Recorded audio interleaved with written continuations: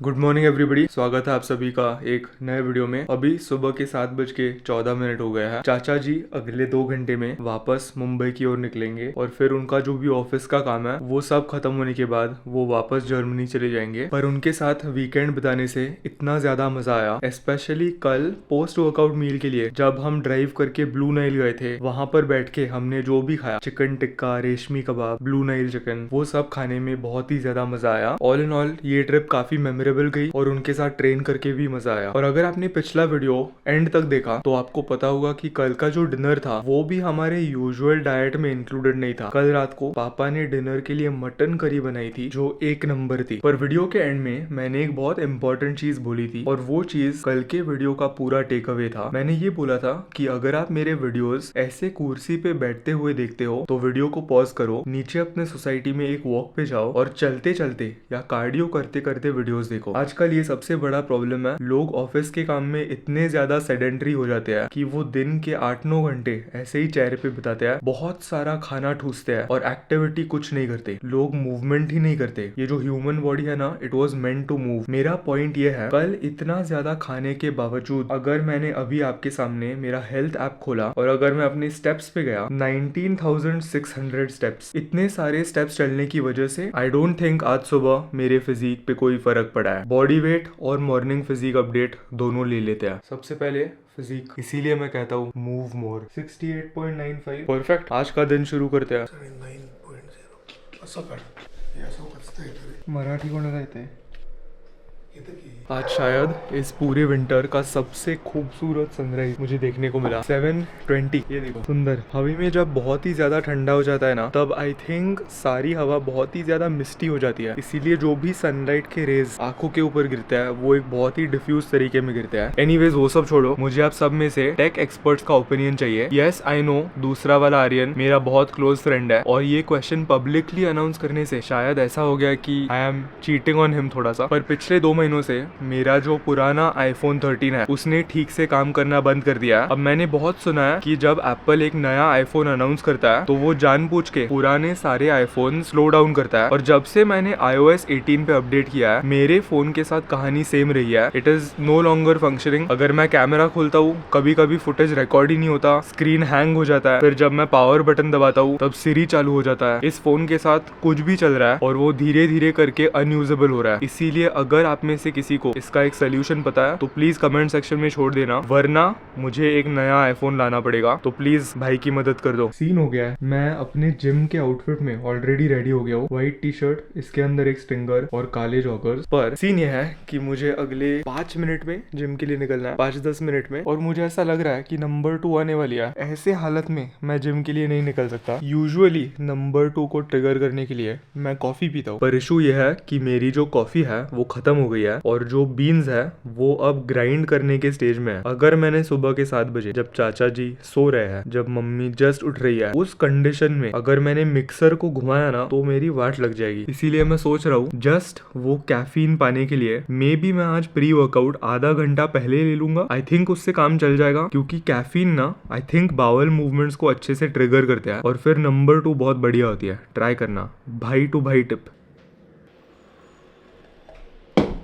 Gym जाने के पहले मैं लेने वाला हूँ एक स्कूप क्रिएटिन। मसल ब्लेज के क्रियाम्प को चेकआउट करने के लिए डिस्क्रिप्शन बॉक्स में पहली लिंक क्लिक करना। ये वाला फ्लेवर सिट्रस ब्लास्ट मेरा ऑल टाइम फेवरेट फ्लेवर है। तो यार चाचा जी को बाय बोल दिया, काफी सैड लगा। इस बार सच्ची में बहुत मजा आया, पर मैंने उनको प्रॉमिस करने के लिए बोला कि वो अपने फिटनेस पे उतना ही ध्यान रखेंगे जितना उन्होंने इस बार रखा। बिकॉज उनके एज के लिए बहुत ही जैक्ट लग रहे थे वो। जब हमने 2 दिन पहले ट्रेन किया तो वो काफी अच्छा लगा। ओ माय गॉड, मैं वापस बीनी लगाना भूल गया और एक स्वेटर डालना भूल गया। वाट लग गई है। आपने पेपर में जो देखा वो तो परसों रात का टेम्परेचर था, कल की रात उससे भी ज्यादा ठंडी थी। इसीलिए आई एम गेसिंग 8 डिग्रीज या कुछ था। किसी ने मुझे पूछा था कि भाई मैं एक इंटरमीडिएट लिफ्टर हूँ, तो क्या मुझे पुश पुल लेग्स फॉलो करना चाहिए या क्या मुझे 4 डे स्प्लिट फॉलो करना चाहिए। यार एक ट्रेनिंग स्प्लिट क्या होता है? एक ट्रेनिंग स्प्लिट सिर्फ एक तरीका होता है जिससे आप बॉडी के ऊपर जो भी मसल ग्रुप्स है उन्हें एक हफ्ते में अरेंज कर रहे हो। लोग ट्रेनिंग स्प्लिट्स ये शब्द सुनकर उनको लगता है यार मैं ये ट्रेनिंग ट्रेनिंग स्प्लिट फॉलो करता हूँ, मेरा ट्रेनिंग स्प्लिट दुनिया का बेस्ट ट्रेनिंग स्प्लिट है, लोग ट्रेनिंग स्प्लिट्स को लेके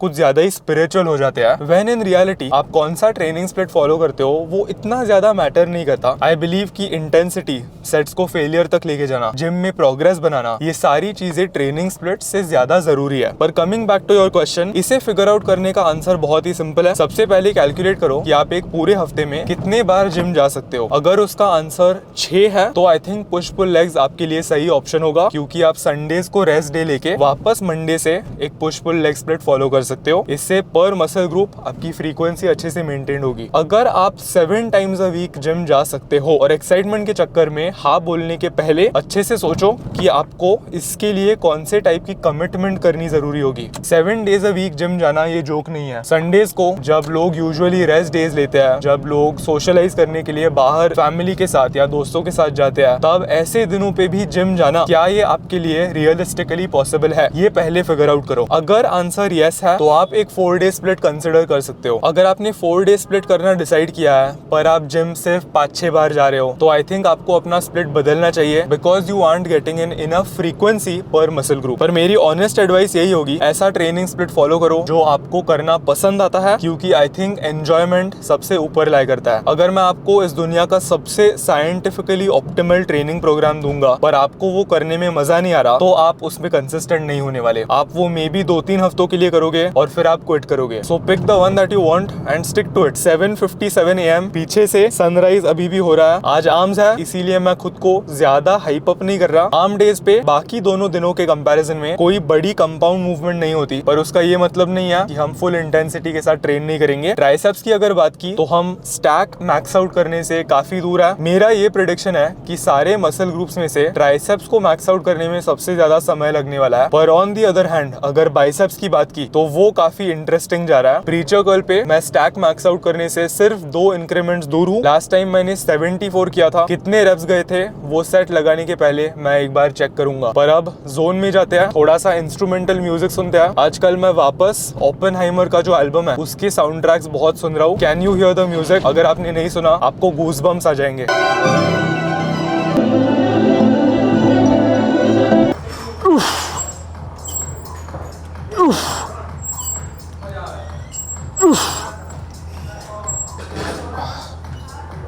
स्वागत है आप सभी का आज के आर्म वर्कआउट में। आर्म वर्कआउट के ब्लूप्रिंट की अगर बात की, बहुत ही सिंपल होगा। ट्राइसेप्स के लिए हम 2 मूवमेंट्स लगाएंगे, एक पुश डाउन और एक ओवरहेड एक्सटेंशन। बाइसेप्स के लिए पिछली बार मैंने प्रीचर कर्ल और हैमर कर्ल ऐसे 2 मूवमेंट्स लगाए थे, पर मुझे हैमर कर्ल करने में इतना मजा नहीं आता। बाइसेप की सिर्फ एक एक्सरसाइज है जो मैं एंजॉय करता हूँ and that is preacher curl. इसीलिए शायद आज सारे सेट्स के लिए मैं प्रीचर कर्ल ही लगाऊंगा। मेरे दिमाग में एक गोल अचीव करने के लिए है, मुझे अपने बाइसेप्स को 4 सेट्स टिल फेलियर के थ्रू ट्रेन करना है। तो अगर मैं चारों सेट्स प्रीचर कर्ल पे करता हूँ दैट इज गुड, चारों डंबल कर्ल करता हूँ दैट इज ऑल्सो गुड। वो काफी ज्यादा मूड पे डिपेंड करता है। पर इंपॉर्टेंट चीज है कि आज मैं अपने एयरपॉड्स घर पे भूल गया हूँ और मुझे वो बिल्कुल पसंद नहीं है, बिकॉज अगर मैं खुद के म्यूजिक वाले जोन में नहीं रहता तो बहुत सारे इंटरप्शंस आते हैं। आई थिंक लोग ऑटोमेटिकली अज्यूम करते हैं कि अगर एक बंदे ने हेडफोन्स डाले नहीं है तो वो कॉन्वर्स करने के लिए, कम्युनिकेट करने के लिए फ्री है। इसीलिए बहुत ही स्कैरी स्पेस है। ऐसे जब लोग मुझे देखते हैं बहुत सारी बातें चालू होती है, क्या चल रहा है, स्मॉल टॉक, ये वो, सोशलाइजिंग। मेरे गोल्स के कंप्लीटली ऑपोजिट है। सो जिम में ट्रेनिंग, जिम के बाहर सोशलाइजिंग। ये मैंने बाउंड्रीज खुद के लिए अच्छे से सेट किया है। Last warm up set. Ish. Ish. Ish. Yeah, feeling good. Ish. Ish. Ish. Ish. Ish. Ish. Ish. Ish. Not done yet.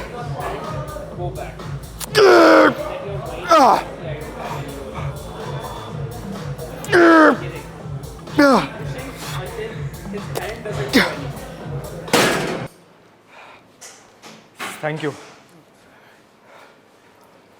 तो छोटा सा सीन हो गया, जब मैं अपने बैग से कैमरा लेंस वो सब निकालने गया तब मैंने चाचा जी के सनग्लासेस देखे और वो मुंबई के लिए 15 मिनट में निकल रहा है। इसीलिए मैंने जल्दी से घर पे फोन किया। थैंक गॉड कि डंजो जैसा ऐप किसने बनाया। मैंने डंजो जिम पे बुला लिया, सनग्लासेस दिए। अब मैं होप कर रहा हूँ कि वो ऑन टाइम घर तक पहुंचता है, क्योंकि उनकी एक बहुत इंपॉर्टेंट मीटिंग है जिसके लिए उन्हें घर से एक स्पेसिफिक टाइम पे निकलना ही पड़ेगा। सो रिस्ट रोटेशंस क्यों? क्योंकि बाइसेप मूवमेंट्स लगाते वक्त हमारा रिस्ट जॉइंट, हमारे फोरआर्म्स और हमारे बाइसेप्स तीनों साथ में मिलके लोड को मूव करते हैं। अभी ट्राइसेप पुश डाउन लगाते वक्त हमारे रिस्ट, हमारे फोरआर्म, इन दोनों बॉडी पार्ट्स का इतना कुछ सीन नहीं था, पर प्रीचर कर्ल पे जैसे जैसे आप हैवी जाते रहोगे वैसे वैसे इन सारे मसल ग्रुप्स में सेट लगाने के पहले ब्लड फ्लो लाना बहुत जरूरी हो जाता है। तो अब मुझे सेफ लग रहा है, ये जॉइंट अच्छे से ओपन अप हुआ है। अब हम जाके 2 वार्म अप सेट्स लगाते हैं। याद रखना ये एक नई मूवमेंट है, इसीलिए 74 के 1/4 वेट के साथ पहला वार्म अप सेट, आधे वेट के साथ दूसरा वार्म अप सेट और फिर मेन सेट। ये हमारा अप्रोच होगा।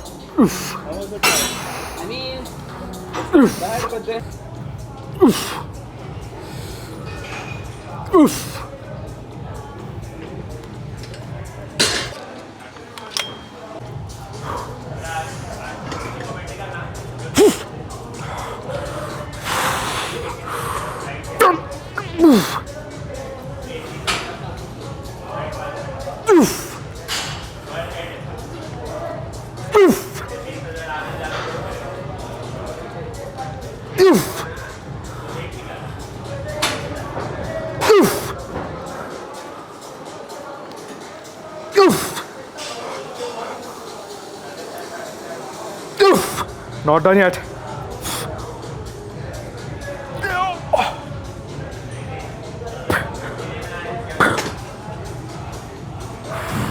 Class. चल चल. Extend. Good. Better. That's how all sets should look. Reduce the load if you're only getting like 5 reps. Yeah.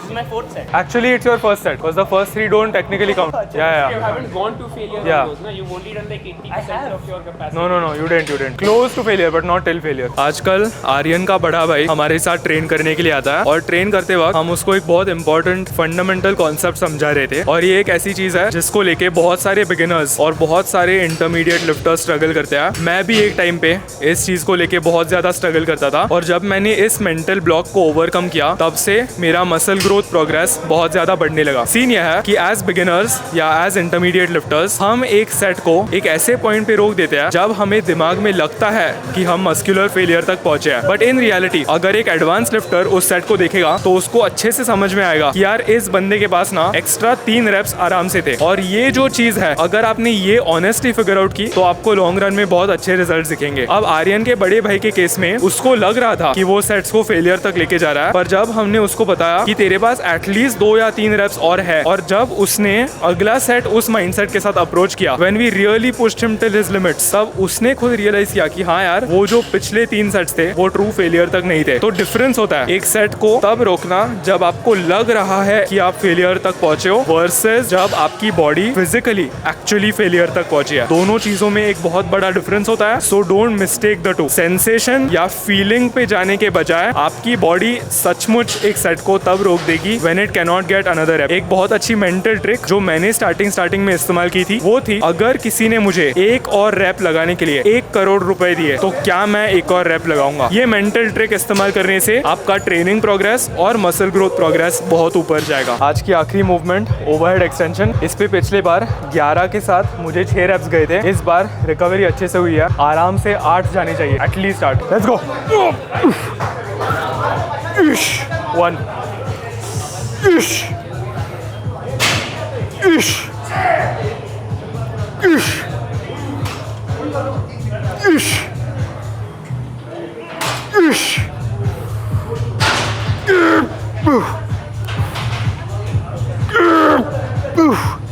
Not done yet.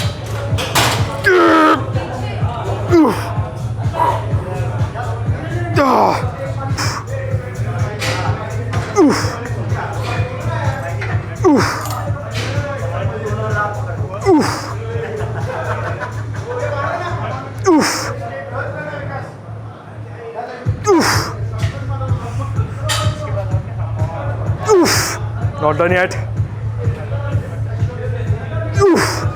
Not done yet. So बहुत सारे सालों के लिए मेरी जो राइट साइड थी वो अपने लेफ्ट साइड से वीक थी। ये ऑलमोस्ट 3-4 सालों के लिए चलता गया, इसीलिए सारे सिंगल आर्म मूवमेंट्स पे मैं अपने वीकर साइड यानी राइट साइड के साथ स्टार्ट करता था। पर अब पता नहीं कैसे मेरी राइट साइड ज्यादा स्ट्रांग हो गई है, इसीलिए अगले आर्म डे से लेके मैं खुद के लिए एक मेंटल नोट बनाने वाला हूँ। मैं हमेशा अपने वीकर साइड के साथ स्टार्ट करता हूँ ताकि इवेंचुअली कुछ सालों के बाद दोनों साइड्स अच्छे से कैचअप करे। इम्बैलेंसेस होना नॉर्मल है, कुछ लोगों के इम्बैलेंसेस बहुत एक्सट्रीम होते हैं, जैसे एक आर्म दूसरे आर्म से 1 इंच बड़ा होता है and that's completely normal. Human body perfectly symmetrical नहीं होती, इसका ज्यादा लोड मत लेना। सिंपल फॉर्मूला ये है, वीकर साइड के साथ स्टार्ट करो और फिर दूसरी साइड करो। Last set, let's go home. कुछ नहीं होगा।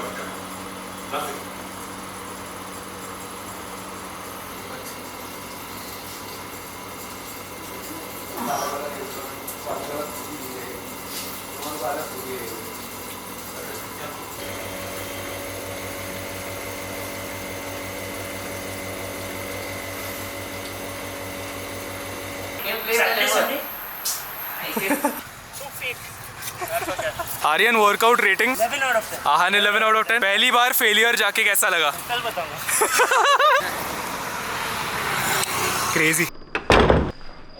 ओ माय गॉड, काफी ज्यादा बीमार लग रहा है। फुल ऑन बीमार नहीं, पर ठंडी बढ़ने के बाद जिस टाइप की फीलिंग ब्रेन के अंदर आती है वैसा थोड़ा सा लग रहा है। और ये जो भी गला है वो थोड़ा सा यहाँ पे कुछ चल रहा है ऐसे लग रहा है। तो आज मेरा पूरा दिन एक शूट था जिसकी वजह से एक्टिविटी लेवल थी 0। शूट खत्म होने के बाद मैं दीवा को मिलने के लिए गया था, उसकी तबियत थोड़ी सी खराब है। और in general I think Pune में बहुत सारे लोगों की तबियत थोड़ी सी डाउन है, जस्ट बिकॉज ठंडी यहाँ पर बहुत ज्यादा बढ़ गई है। यहाँ पर मैंने अंदर 3 लेयर्स पहने हैं। और हाँ, अगर आप ये वीडियो दिल्ली से देख रहे हो तो आप हंस सकते हो, आपके नॉर्थ इंडिया में ये सब नॉर्मल रहता है, पर पुणे में इतनी एक्सट्रीम ठंडी होना ये थोड़ा सा एबनॉर्मल है, इसीलिए हमें इसकी आदत नहीं है। यार शूट के चक्कर में मैं पूरा दिन ऑलमोस्ट एक जगह पे ही था, इसीलिए मुझे आ गया है थोड़ा सा टेंशन। अभी 9:20 हो गया है और मेरे सिर्फ 5000 स्टेप्स कंप्लीट हुआ है। यहाँ पर मेरी एक बहुत अच्छी स्ट्रीक चल रही है जहाँ पर मैं चाहे कुछ भी हो कार्डियो हर रोज करता हूँ। आज ठंडी बहुत ज्यादा है, नींद काफी आ रही है, पर मुझे एक डिसीजन बनाना है। मैं आइदर ये स्ट्रीक तोड़ सकता हूँ या समहाउ पुल थ्रू करके 40 से 50 मिनट चल के एटलीस्ट 10-11 हजार स्टेप्स कंप्लीट कर सकता हूँ और फिर पीसफुली सो सकता हूँ। काफी फट रही है, पर यहाँ पर मुझे इजी ऑप्शन बहुत क्लियरली दिखाई दे रहा है। इजी ऑप्शन है वहां पर कमरे में जाके कुछ यूट्यूब कुछ कंफर्टेबल देखना। देखते हैं क्या हम ये कर पाएंगे। मैंने बोला, मैंने किया। रात के 10:30 बज गए हैं और 11,000 स्टेप्स पूरे हुए। कंप्लीट करने में काफी वाट लग गई, पर अभी एक बहुत ही स्ट्रॉन्ग सेंस ऑफ अकॉम्प्लिशमेंट आ रही है। आज के डिनर की अगर बात की तो मेरे आंखों के सामने एक फीस्ट है। दोपहर के 2 बजे से लेके मैंने कुछ नहीं खाया है। यहाँ पर 12 पूरे अंडों की भुर्जी और यहाँ पर आधा किलो बटाटा की सब्जी। ये है आज का फाइनल मील। अब मैं ये खाऊंगा और 3 दिन पहले जो फिक्शन नॉवेल शुरू की थी वो पढ़ूंगा। अगर आपको ये वीडियो पसंद आया एक लाइक छोड़ देना, दिल से पसंद आया किसी भी दोस्त के साथ शेयर करना। Stay safe, take care, not done yet.